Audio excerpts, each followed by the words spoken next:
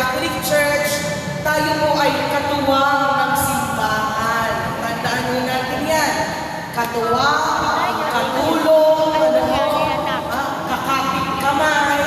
Kaya whenever we have celebration like this, dapat talaga po ay nakikiisa ho tayo. Lalo na ay nasa loob tayo nito, mas pinapaganda pa pong simbahan. Ano po kaya? Wag mo kayong mag-alala kanina, pasensya yung mga kondog natin, naunawaan po natin yan. Kaya po, naway ipahiram niyo muna sa akin kahit mga 15 or 20 minutos po ng inyong oras. Pwede pa po ba yun? Amen! Anyway po, taga-trito lang naman po kayo, ako ay taga-Akbel. Ano? Kayo ay sasakay pa ng eroplano, ako ay magyayate pa. Ayan, so malapit-lapit lang naman ang lakad po natin, kaya naway pahiramin niyo pa ako ng oras. Ako po'y nagagalak at masaya na makabalik po dito sa inyong simbahan. Hindi ko na ho maalala kung kailan ako huling pumunta rito, pero ako po'y nakapunta na rito ng makailang ulit na. Pero siguro po, nag-iiba-iba lang noon ang size ko, kaya hindi niyo ako naalala. Kaya sabi ng coordinator ko natin, hello po, Sister Jessica. Sabi ko, ay pasensya na kayo, hindi ako si Sister Jessica, bagamat magkasing ganda ko kami. Ako po si Sister Rezel. And in the year 2016, na-assign po akong youth minister ng buong Cavite. Kung naaalala niyo mo yan. Ang head ko before ay ang imaong si Brother Leo Panelo. Pinalitan po ni Brother Sampatag na nasa heaven na rin. Ang assistant head po noon ay si Brother Peter Paul Bautista, year 2016. At ako naman po ay ang youth minister noon dito sa Cavite. At I'm blessed po na makabalik po ngayon na habang wala ko kami duty sa probinsya. Kasi galing po ako ng Urdaneta, Pangasinan. Galing mo ako sa norte. So pumunta mo tayo sa salita ng Diyos. Finished or not finished, pass your paper. Kapag sinabi na ito ng teacher, kahit hindi ka patapos sumagot sa exam, ipapasa mo na ang iyong test paper. Bakit po tayo dito nagsimula? Kasi po nung sa biyaya ng Diyos, nung ako po ay nag-mission sa El Shaddai Singapore chapter, may isang preacher po doon na laging nagsasabi.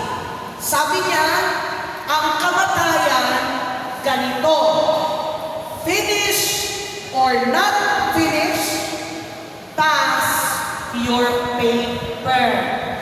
Kahit hindi ka pa tapos sa mga gusto mong gawin, kahit hindi ka patapos mag-alaga ng mga apo mo, kahit gusto mo pang makitang ikasal ang anak mong bunso, kahit marami ka pang gustong puntahan at hindi ka pa ready umalis, finish or not finish, tayo mo ay mamamatay. Ano po? Kaya nga po, every Ash Wednesday, may ginagawa ho tayong practice. Ano iyon? Ang ating mga pari at mga lay minister naglalagay ng tanda ng krus sa ating noo sa pamamagitan ng abo. Tingnan mo nga ang katabi mo. Sige nga, lagyan mo nga yan ng tanda ng krus sa ulo. Huwag naman mong mangisay, ha? Ang ano hong sinasabi ng pari kapag nilalagyan ng apo yung mga noo natin? May formula po. Una, pwedeng sasabihin, repent and believe in the gospel. Repent and believe in the gospel. Meron pa pong isa na sinasabi ang pari, hindi lang repent and believe in the gospel, kundi pag nilagyan ng krus ang noo mo, from dust you came, to dust you will return. Galing sa lupa, babalik sa lupa. Kung magiging frank, ano ay yung frank, dire-diretso, walang pigil ang dila ng mga pari natin, sasabihin nila, pag nagantanda ng krus, naglagay ng krus na abo dito sa ating noo, instead na galing sa lupa, babalik sa lupa. Kung magiging totoo lang ho sa totohanan ng mga pari, sasabihin nila, mamamatay ka rin. Ayun o, ibig sabihin na, galing ka sa lupa, babalik ka sa lupa. Kailan ba tayo bumabalik sa ilalim ng lupa? Kapag tayo ay inililibing. At ito nga ho ang essence ng November 1, November 2. Pag November 1, inaalala natin, pinagdiriwang natin, yung mga banal na sumalangit na. All Saints Day. Ibig sabihin ho nun, may mga taong nabuhay dito sa lupa, nagsakit din, may mga problema rin. Yung iba nga ho, tinatawag pang mga martir. Tignan mo ang katabi mo kung martir yan. Ang martir noon, ang martir sa Panginoon, iba ang sa martir dito sa mundo. Ang martir sa Panginoon, yun yung mga saints na nag-alay ng buhay para sa ating Diyos. Katulad ng kauna-unahang martir, Santa Esteban, Saint Stephen. Dahil sa pananampalataya niya sa Panginoon Jesucristo, siya ay pinagbabato hanggang siya'y mamatay. So on November 1, aalalahanin natin sila. And on November 2, ito na po yun, All Souls Day. Yung mga yumao nating kaibigan, mahal sa buhay, kaaway, kapitbahay, ka-prayer partner, mga lingkod ng Diyos, yung mga pumanaw na inaalala natin silang ipinagdarasal sa araw ng mga patay, November 2. At yung All Souls Day will remind us na una sila, tingnan ang katabi, huwag mo munang sabihin. Kasi may kasunod yun eh. Nauna lang sila, susunod tayo. Yan ho ang katotohanan ng buhay. Whether we like it or not, whether we are prepared or not, death will come. Yes, no exception. No exception. Narinig niyo ba yung kwento ni Pedro? Isang araw, dinalaw mo siya ng kamatayan. At nung dinalaw mo siya ng kamatayan, kumatok si kamatayan, Pedro, halika na. Dahil ngayong araw, ikaw ang naka-assign na kukunin ko, mamamatay ka na. Kaso sa kapaguran mo at sa kapuyatan mo ni kamatayan, sabi niya, pwede ba muna akong magpahinga? So ang ginawa po ni Pedro, sige ho, total Batangan niyo si Pedro, ano ang kape sa Batangas? Kapeng barako. Pinainom niya ng kapeng barako. Ano po? Si kamatayan, nakatulong. Yun po pala strategy yun ni Pedro. Kinuha niya yung listahan ni kamatayan at nakita niya doon, number 1, Pedro de la Cruz. Unang-una sa listahan. Kaya ang ginawa ko ni Pedro, in-erase niya yung pangalan niya sa number 1. Nilagay niya po sa number 101. Hinuli. Nagising mo si kamatayan. Sabi ni kamatayan, Pedro, napaka-hospitable mo naman. Tinakabi mo ko, nakatulog ako, nakapagpahinga ako. Kaya sabi niya, dahil sa iyong kabutihan, ikaw sana ang number 1 ko sa listahan. Pero dahil mabuti ka sa akin, hindi na yung number 1 na kukunin ko, yung nasa hulihan. Ay, nahimatay ko si Pedro. Tignan mo yung katabi. Yan. Sa ayaw at sa gusto natin, pag dumating na ang araw natin, tayo ho'y mamamatay din. Tignan mo yung katabi. Paano mo gustong mamatay?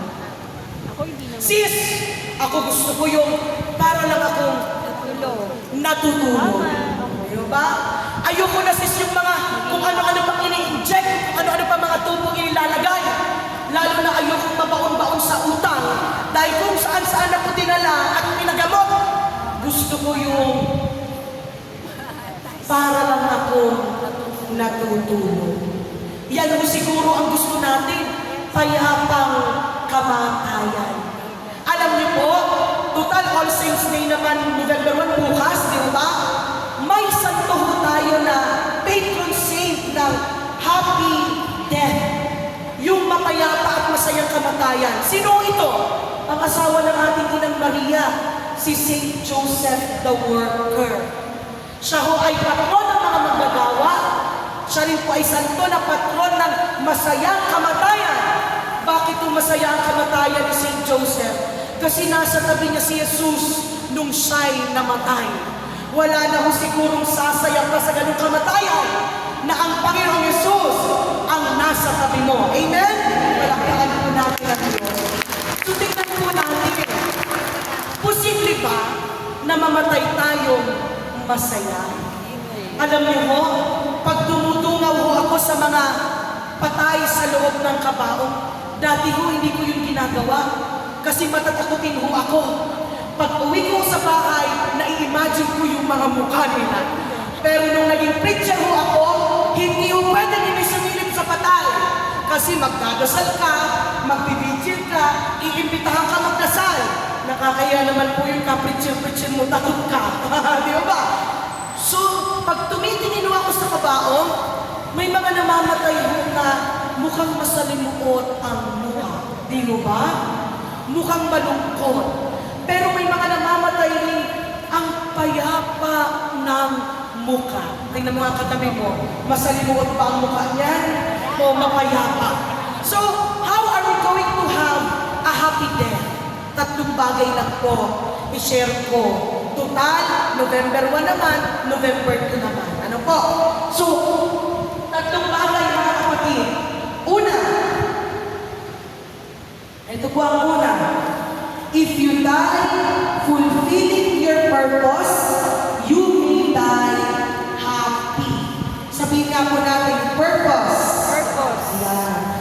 Tayong mga tao, may purpose po ang buhay natin. May rason kung bakit tayo nilikha ng Diyos. Balikan po natin yung pagbasa. John 6:37 to 40. Sabi ni Jesus, bumaba ako sa langit para gawin ang kalooban ng nagsugo sa akin. So yan yung purpose ng buhay ni Jesus. Sa loob ng 33 years, ang purpose niya ay gawin ang pinapagawa ng Diyos Ama. At ano po yung pinapagawa ng Diyos Ama sa Panginoong Jesus? Siya ho ang maging kordero ng Diyos na kapag inalay ang buhay niya, mapapawi o malilinis ang mga kasalanan natin. So, ano po ang kanyang purpose? Ano ang kanyang misyon?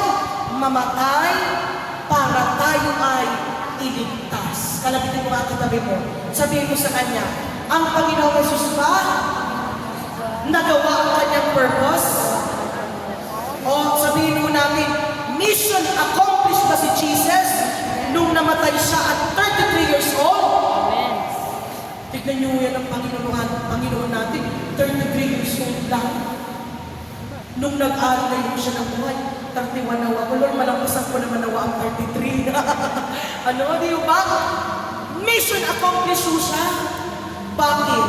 Nung nakabayo-bayo siya sa krus, every Good Friday, nagninilay tayo sa 7 last words. Ano ang sabi ng Panginoon? Sa isa sa mga salita niya sa krus, it is finished. Tingnan natin yung katabi. It is finished. It's finished. Natapos na, naganap na, natupad na. So, ibig sabihin nung nag-alay siya ng buhay sa krus, mission accomplish ang ating Panginoong Jesus. Palakpakan po natin ang ating Panginoon. Kaya nga ako nandito tayo ngayon may pananampalataya tayo. Kasi siya'y nag-alay ng buhay, namatay, at siya'y muli na buhay. Ang bawat isa po sa atin, may purpose din kung bakit tayo nilikha. Kalabitin ang katabi, sabihin mo sa kanya, ano ang purpose ng buhay mo? Ano ang purpose ng buhay ko? Yung mayaman ba tayo na hangal? Ang purpose ng buhay ko, kumain, uminom, magpakasaya, matulog. Yan po ba ang purpose ng buhay natin? Lingkod. Hindi. Sa ating pong catechism, ang sabi mo roon, we are created by God to know Him, to serve Him, and to love Him. Ulitin nga po natin, we are created by God to know Him, to serve Him, to love Him. And may kadugtong pa po yan, to be happy with Him. Wow! Gusto pala ng Diyos, maging masaya tayo kasama siya. Tingnan ang katabi mo. Kaya huwag ka nang malungkot. Kasi gusto ng Panginoon, maging masaya ka. Palakpakan po natin ang ating Diyos. Hindi lamang po dito maging masaya sa lupa, even maging masaya pag nakasama na natin siya sa ating tunay na tahanan. To know, to serve, and to love. Paano pala yan, Sister Rese, kailangan namin magpari?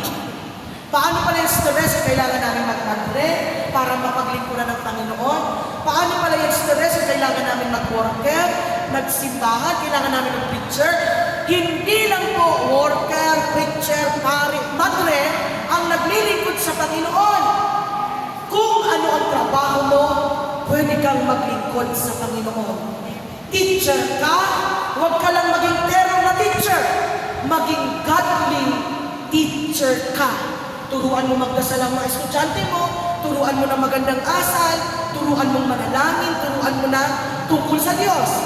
Ikaw ay IT professional, gamitin mo yung profession mo. Mahilig ka mag-Facebook, mahilig ka mag-YouTube, mahilig ka mag-video, imbis na makitiktok ka dyan ng kung ano-anong mga sayawan na lumalabas na yung iyong kung ano-ano, di ba? Gamitin mo ito para maipakilala ang ating Panginoong Jesus. Amen. Malakpakan natin ang Jesus. Kanina ho, nagpihis ako dyan sa may isang fast food ho dyan. Ang dami yung mga tao. Ang dami rin pasok sa CR.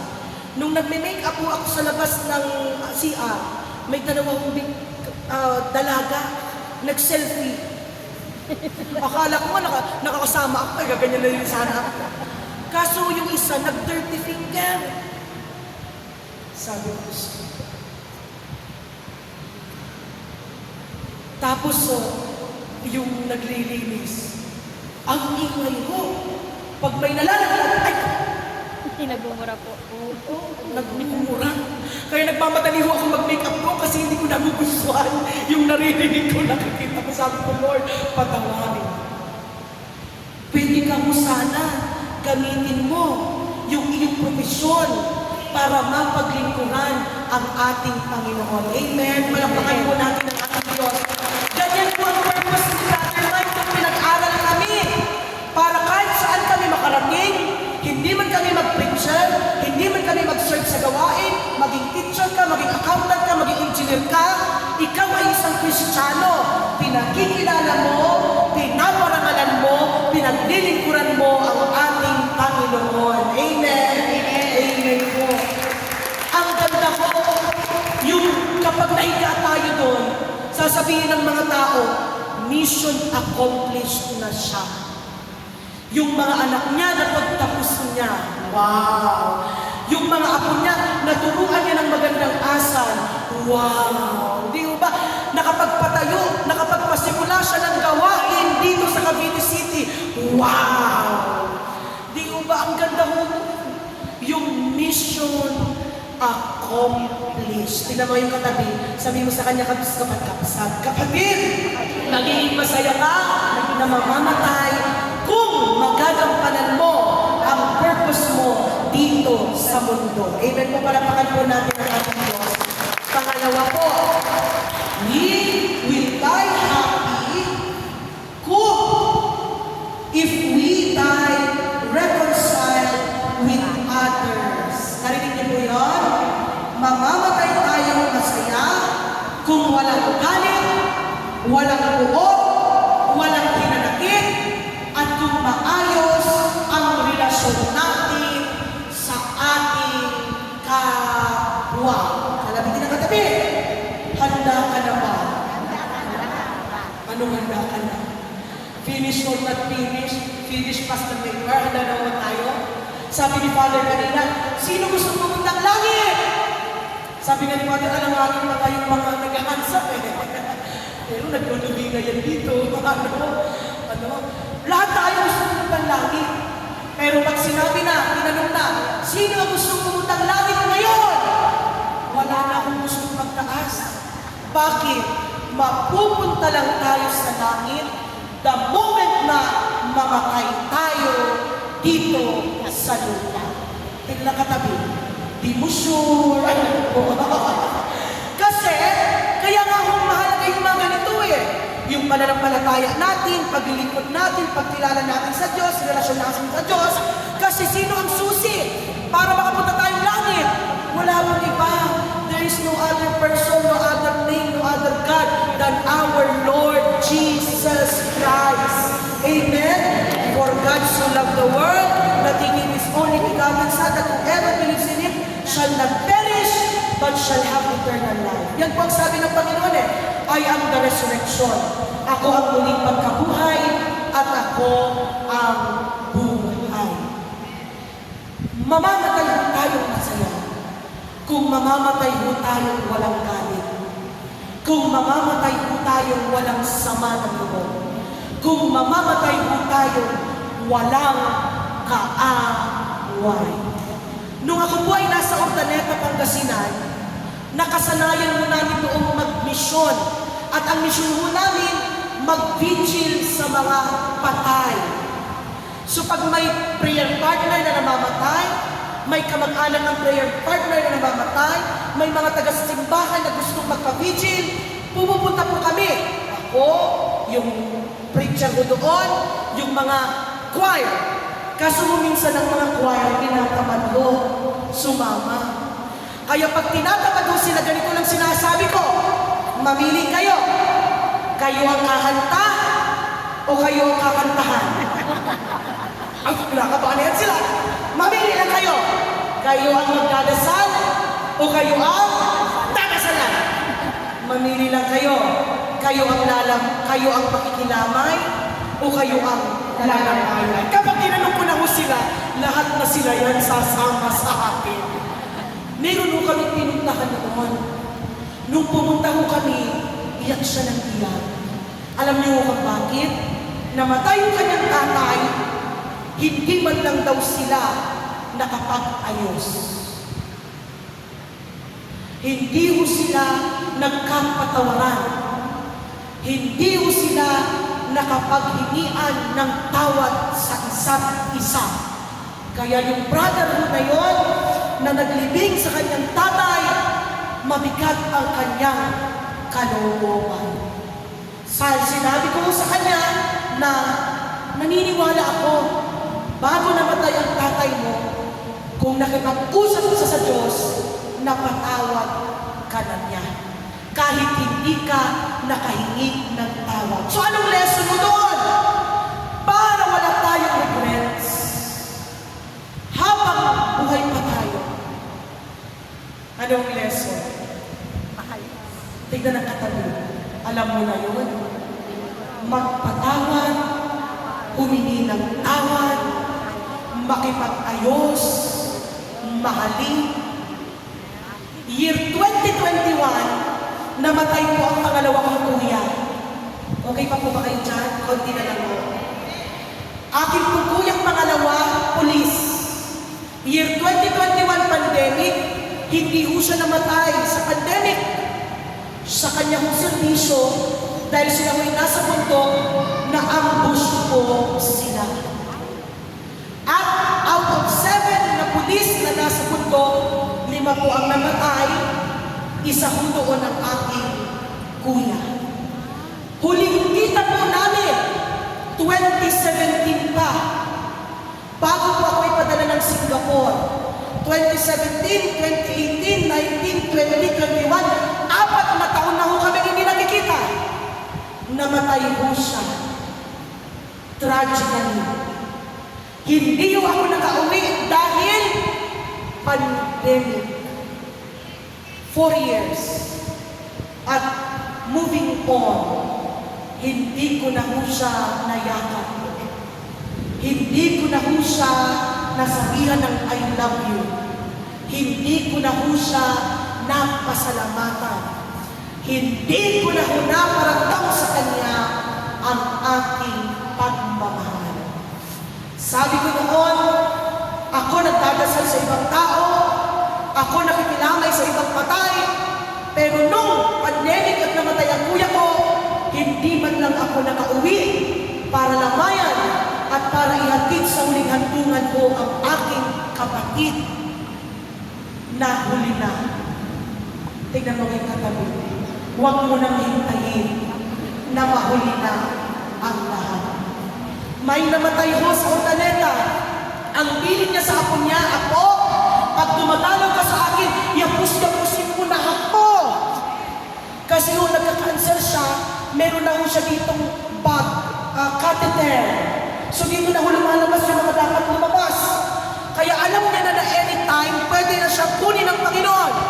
Kaya sabi ko niya sa apo niya, "Pag nandito ka, yakapin mo na si Lola, sabihan mo na ako ng I love you." Kaya nung nagbigay ho ng message yung apo niya, sabi niya, "Ako ay am peaceful kahit pumanaw na ang lola ko kasi every time na umuwi ako dito sa Pangasinan, lagi ko siyang niyayakap. Lagi ko siyang sinasabihan ng I love you. Lagi ko siyang dinadalaw kahit ilang oras lang, ilang minuto lang. Kaya wala akong pagsisisi.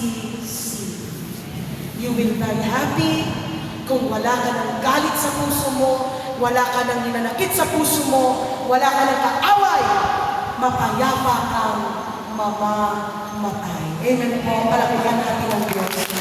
At lalo na po, number 3, we will die happy if we are reconciled to God. Yun ang napakahalaga. Kung mamamatay tayo, may Diyos sa puso natin. Naalala niyo po yung kwento ng mayaman at si Lazaro? Si Lazaro, nilalakaw na yung dinidilaan na ng aso yung kanyang mga sugat. Yung mga nalalaglag lang ng mga tiratirang pagkain, yun lang ang kinakain niya. Samantalang yung mayaman, maganda ang dami, maganda ang higaan, maalwan ang buhay. Namatay po yung dalawa. Saan napunta yung mayaman? Sa Hades. Saan napunta si Lazaro? Sa bosom ni Abraham. Kasi wala pa, wala pa si Jesus Christ. Napunta siya sa bosom ni Abraham. Parang heaven na rin o langit. Sabi mo ng mayaman, Abraham, pwede mo bang pasawsawin mo sa tubig ang daliri ni Lazaro at naman yung, isa naman yung uhaw ko? Halos sabihin mo sa kanya ni Abraham, wala na, huli na. Tingnan mo yung katabi. Tingnan mo katabi mo. Sabihin mo, hindi pa huli. Binigyan ka pa ng Panginoon ng oras para makipagkasundo sa iyong kapwa at makipagkasundo sa Diyos. Palakpakan po natin. Ang buhay mo natin galing sa Diyos, babalik sa Diyos. Hindi nga lang natin alam kung kailan. Yung kuya ko po, akala ko, makikita ko pang magsilaki ang mga anak niya. Makikita ko pa siyang ikasal. Matutupad pa yung mga dinudrawing namin bahay, sasakyan ng mama at papa ko. Pero namatay mo siya ng 2021. Hindi na ho yun natupad. After mo nung namatay siya, hindi na ho ako nagsayang ng panahon. Pag may pagkakataon ako, umuwi ako sa magulang ko. Pag may pagkakataon ako, nag-video call ako, nag-message ako sa mga magulang ko. Kasi ayoko na hong maulit yun, na wala yung kapatid ko, nahuli ho ako. Nahuli. Paano kapag ako naman ang nauna? Kung mauuna man po tayo, naway babalik tayo sa piling ng ating Yahweh El Shaddai. Amen po, palakpakan po natin ang Panginoon. Tumayo po sa mga